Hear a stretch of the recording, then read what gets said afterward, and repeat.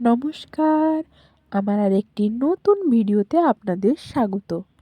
গলার আওয়াজ শুনে বুঝতেই পারছেন, নাকটা প্রায় বন্ধ হয়ে আছে এই ঠান্ডায়। Please ignore my voice.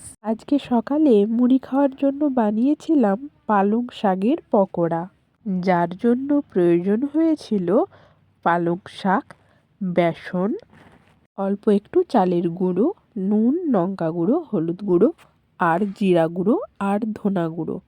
ধনা পাতা থাকলেও ভালো, না দিলেও চলবে। সরু করে কোচানো পেঁয়াজ আর আদা রসুনের পেস্ট ভালোভাবে মিক্সড করে তেলের ওপর ছেড়ে দিলেই হলো। মুড়ি কিংবা জল ঢালা ভাতের সাথে এই পালং শাকের পকোড়া কিন্তু দারুণ লাগে। সকালের খাবারের পর্ব তো শেষ, শুরু হলো দুপুরের খাবারের ব্যাপার। মেঘলা মেঘলা ওয়েদার, সেই কারণেই বৌদিরা দাদারা সবাই বলল যে আজকে খিচুড়ি করে খেলে কেমন হয়। বললাম ভালোই হয়।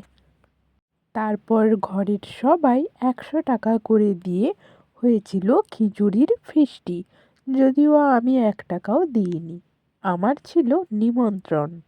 কারণ এখন আমি বাপের বাড়ির কুটুম হয়ে গেছি। এই যে দেখছেন আমার ছোট ছোট ভাইপোরা সবাই খাওয়া দাওয়া করছে, আর এইখানে বৌদিরা সবাই খিচুড়ি খেতে দিচ্ছে। খাওয়া দাওয়া শেষ করেই গিয়েছিলাম কয়েদবেল গাছের গোড়ায়। সেইখানে না পেয়ে 10 টাকা করে কয়েদবেল কিনে নিয়ে আসলাম।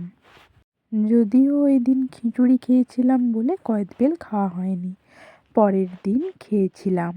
আর কয়েদবেলটা খেতে এত সুন্দর, এত মিষ্টি, পুরো ভিতরটা পেকে কালো হয়ে গেছে। আর এই শীতের সময় কয়েদবেল খেতে কারই না ভালো লাগে।